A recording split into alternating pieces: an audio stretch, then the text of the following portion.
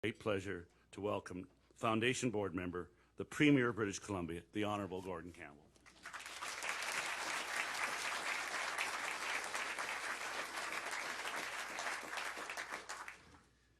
Well, thank you, Keith, and thank you all for coming today and joining us on the traditional territories of the Coast Salish First Nation. I'm pleased that we're joined today as well by Grand Chief Ed John, who's a member of the BC Leadership Council. I want to say thanks, Ed, for coming and joining us today.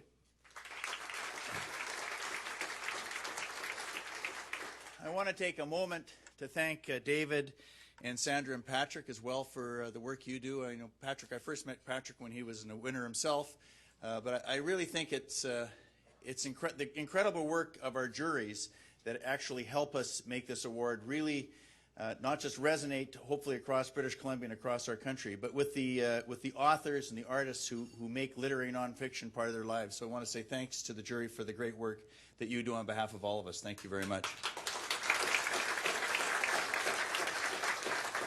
Now, I should tell you, I go to a lot of lunches and a fair number of dinners and occasionally breakfasts.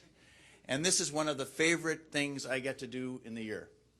It's one of the favorite things I get to do because when you come to this event, at least I feel there's so much energy in the room. You can just sort of feel the enthusiasm bouncing from one person to another and feel the creativity sort of mount throughout the entire room as I get here.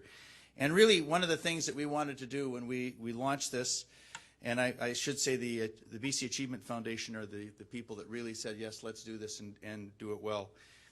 But I really think it's important for our country to recognize that we're much stronger as a country when we recognize the strengths of each part of the country. And we celebrate those strengths.